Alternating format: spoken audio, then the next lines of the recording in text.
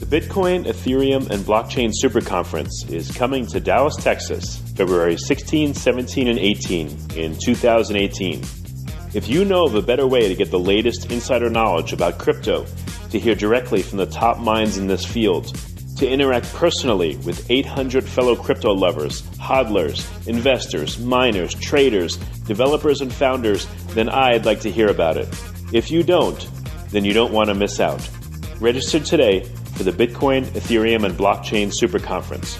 Go to bitcoinsuperconference.com and register today as a super early bird to get the lowest rates on tickets and hotel rooms. That's bitcoinsuperconference.com. Welcome to Almost Here, Round the Corner Future Technology podcast with Richard Jacobs. Future technologies poised to transform our lives for better or worse are the focus of this podcast.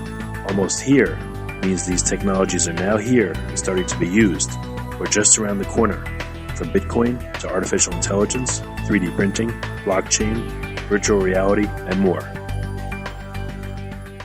Hello and welcome everyone to the Future Tech Podcast. My name is Josh Thomas, and I'm here with Adryenn Ashley of Loly.io, Loly.io. And Loly is a naughty augmented reality dating app for good girls. Hello, Adryenn. Hi, happy to be here. That's probably the juiciest introduction line I've ever delivered, and so I have so many questions. Let's dig in and get started here. Let's break this. Let's break this sentence down. A naughty augmented reality dating app. Let's start there, and then let's figure out why it's for good girls afterward. Okay. Well, the dating app was invented at 2:00 in the morning in a Las Vegas hotel room while I was by myself. My roommate was out on a Tinder date, clearly not coming home, and I was alone, wishing I wasn't, but had too much self-respect and dignity to go down to the bar and scrape up the dregs of the leftovers. So I start swiping on Tinder, realizing that everybody's either already hooked up or asleep. There's really no instant connection to be had there. Matter of fact, in the 4 years that I've been using Tinder, I've swiped thousands of times. I've matched thousands of times because, not to be egotistical, I'm a pretty girl. So the gamification on Tinder doesn't work when you're pretty, because every time you say yes, they've already said yes. And their design for their app is based on the randomness of getting a match. But when you're pretty, it skews the whole thing. But the problem was there was no way to match people quickly. And in 4 years, I've only met 4 people in real life. So it doesn't work. Wow. And Match.com, which I'm member number 21, so I have a lifetime free subscription, Santa Claus asked me out. Literally looks like Santa Claus, but without all of his teeth. So you don't get the quality interaction and engagement. As a matter of fact, it's a very scary thing going through my inbox there, because I just never know who's going to approach me. And as a female, it's a little icky. You have your number one naughty dating site, which is Adult Friend Finder. But again, as a female, you log in. And what's the rating on this podcast? We should probably stay away from too explicit material, but Okay. So when you log in, you are bombarded by a wall of naked photos and of body parts. That is not how we choose who we're going to be with either. So It's a very icky, sticky, makes you feel like going into an adult video store and walking into a booth that's of questionable sanitation. Again, not something that makes you feel good as a female, when really you're looking for companionship. And what's interesting is the difference between the way that women and men go after these things. We're looking for the physical manifestation of an emotional experience, and it's different. And so how we decide is different. So we developed Loly specifically in a very, I want to say it's conservative, even though the intent is not. But really what we're trying to do is sell that instant gratification, but at the same time, we're going to give you the potential for long-term relationships. So we're using artificial intelligence to match you based on sexual compatibility. And then we use the augmented reality at live events, so that if there's 500 people in the room, you can hold up the camera and it will show you and pinpoint where your ideal people are using our heat index that tells you, how hot it could be. And I focus grouped 1,000 good girls, and I said, if you could have an 8 or above on the Richter scale, would you say yes? And they all said yes, and they all want to know where to get the app. Like, absolutely yes. And the reason that they say no and they stay home on Friday and Saturday nights and they're not going out is this assumption that it's not going to be great, because that's been the history. because matching is so terrible. You can't be left to your own devices to say, well, this person is nearby and their photo is kind of cute. You go out on a date and it's not.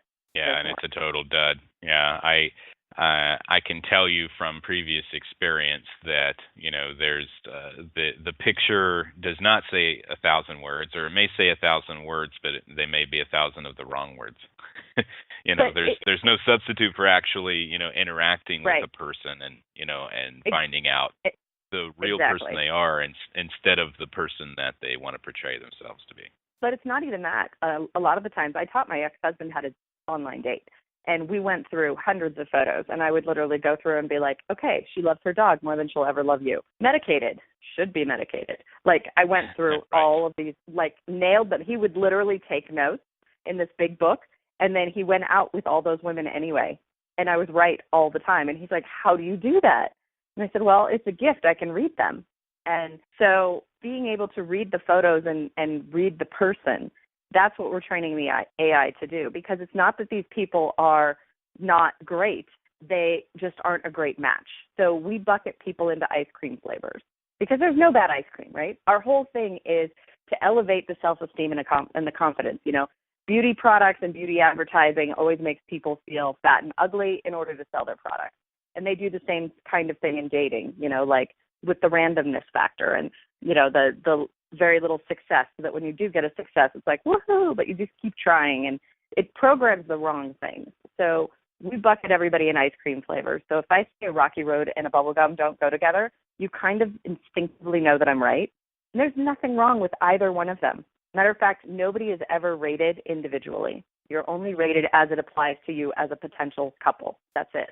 Give me an example here of some functionality of the app itself.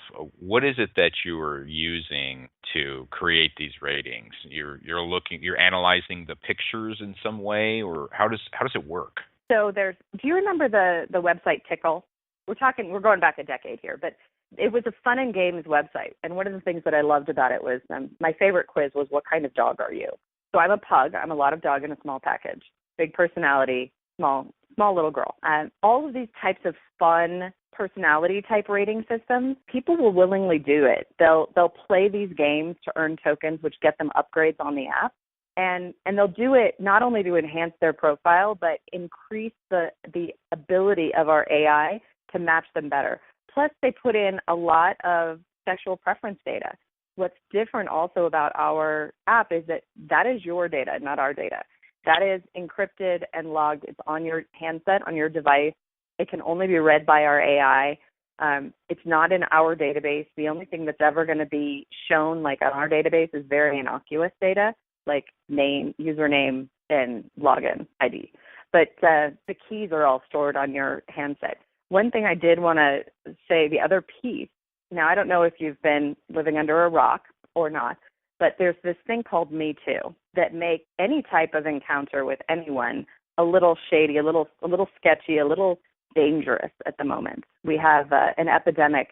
I also have a lot of male friends who are really well-to-do, and they're afraid of dating because they never know what's going to happen. And then a new poll just came out where women's biggest fear about going on a date or an online date is getting murdered, and a man's biggest fear is that she'll be chubbier than her picture. So it just gives you the dichotomy of experience between the genders. But what we've done is we've created a blockchain sexual consent app that not only gives consent beforehand, but reaffirms it after. And it'll actually monitor during the encounter if you both agree. It'll passively listen for your safe word to help you, like, get out of the situation. It'll call you and say your cat's at the vet and you got to go. So you can safely exit. Or if not, it'll call the police. So as a woman, I know I'm not going to get murdered without somebody knowing, like in the moment. And as a man, that post-checkout means, you know, when you had this wonderful consensual relationship, she put the condom on, you know, she initiated, and you had breakfast the next morning and everything was hunky-dory. It was absolutely consensual and mutual. And then a week later, you meet a wonderful person who's actually more your perfect match. You start dating that person, and the first person comes back and says, you raped me, I'm going to ruin you. I cannot tell you how many times that's happened. It's insane. And it's actually what men are dealing with that they're not really talking about so much. Women are now talking about harassment, And I'm saying, okay, great. So put this out there and say, if you don't have explicit consent on Loly, you don't have consent. How do you monitor that, though? I mean, it's I understand, and both of those situations, I can certainly understand that that's prevalent and it could happen. And oh yeah, we want that to never happen. We want to be pulling the best of the best, good girls, nice guys, hooking them up so that we never have those problems. But go ahead. Well, just a couple of comments. Based on the survey that you mentioned, a girl's biggest fear is getting murdered. A guy's biggest fear is, her being chubbier than the pictures. I don't want to spark any kind of debate here, but feel free. The chance that a lady is going to, or a guy is going to show up a little chubbier than their pictures is substantially higher than anyone getting murdered on a date. Although I'm sure it happens, but it's like that doesn't happen really very much. No. This is what I'm trying to explain. I'm not talking about the likelihood of something happening. I'm talking about their greatest that's what the fears fear. Are. It's the psychological issues that women have, because this is what the media has told them. This is what we are programming women to be victims, which is completely wrong. What we need to be programming women to be is leaders and self-reliant and personally responsible. We need to be giving them and feeding them different things. And the fact that this poll said their greatest fear was being murdered tells me that we are doing something very, very wrong in society, because that is, it was kind of like I was one of the founding friends of Ricky for the Ricky Lake Show. We were the top 30 social influencers, mommy influencers in the world. And they did a segment. When we first started, it was like all this empowering, awesome, amazing stuff. And then the producers were like, we're not getting good enough ratings. So they switched production teams, and then it got a little bit more cheesy. And then they still didn't get the ratings they wanted, and they switched production teams again. And by the end, it was like Maury Povich or Geraldo or, like, Who's Your Baby Mama? It was crazy. And they did a segment on how to escape from the back of a car, from the trunk of a car if you get kidnapped. Well, that only happened to 4 people. In the beginning, we were doing segments that were applicable to, 10 million people that nobody was talking about. But the sensationalism, they brought it down to, it only happened to 4 people that needed to know how to get out of a trunk. And yet they're making it sound like your risk of getting thrown in a trunk and kidnapped is so high that they have to do a TV segment about it. That's the mental part that we need to correct. That's what's going on in society and on the media, and that's not true. So that's part of what we do with Loly, is this education piece.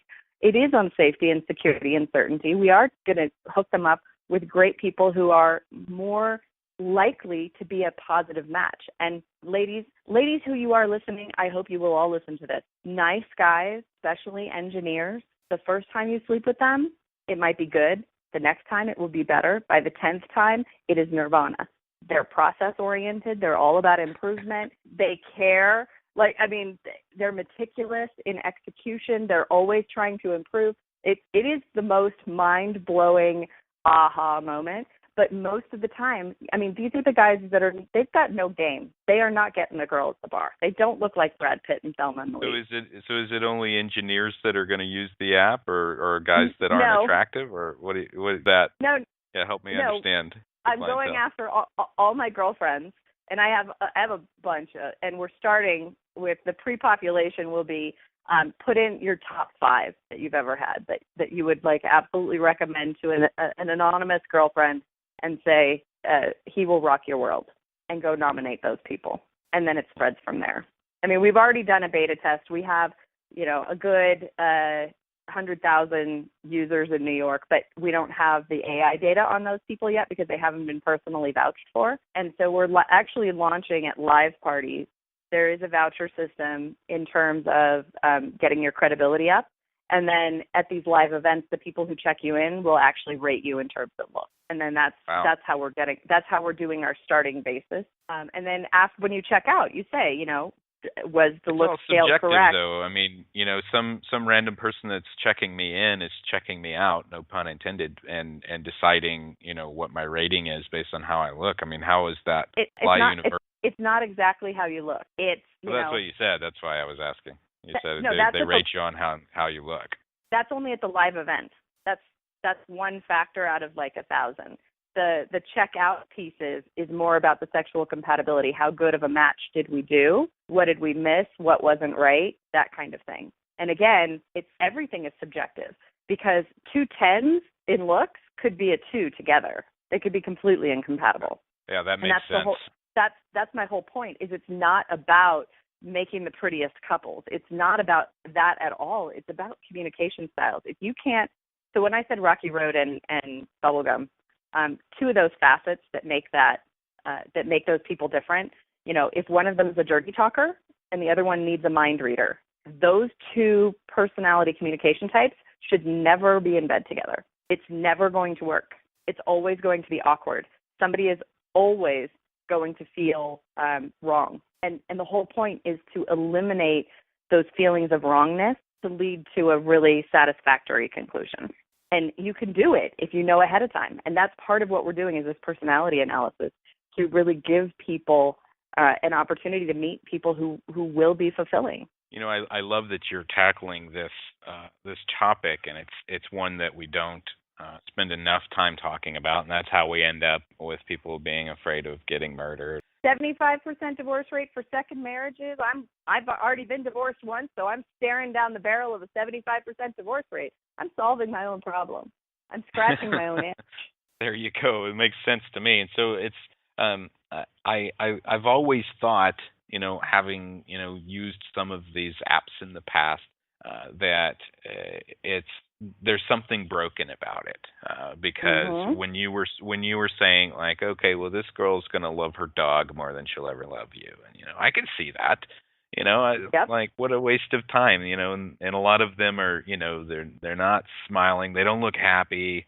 They write stuff that's like, quit wasting my time, I'm not into all your lying, cheating, blah, blah, blah, blah, blah. Like, who wants to talk to that person? But they're doing that because, they're getting bombarded by unqualified prospects, and they're just trying to deflect them. They're ultimately creating a self-fulfilling prophecy, because those guys that they don't like, they're just hitting up everybody anyway. And the guys that are choosing, quality are going to go right past them and think, nope, too much drama for me. And so it's ripe for disruption for sure. Tinder is this big ubiquitous thing that everybody knows. But you're right, it doesn't work all that well. Right. And part of it is, we need to know a little bit more about who this person is besides just the pictures they decide to put up. And so exactly. I'm really interested, and we're going to start running a little short on time here, but could you take me through some of the, after you came up with this concept in your hotel room in Vegas, what were some of the challenges in the development that you've run into, just very quickly?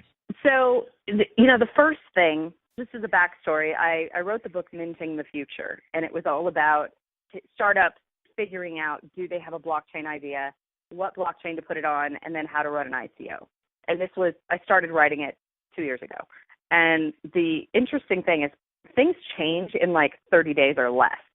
Sometimes they change in a week. It's absolutely astonishing. This entire blockchain movement, to be on the bleeding edge, you would literally have to be at the forefront and leading it, because otherwise everything changes. So choosing the blockchain, that was my first big issue, right?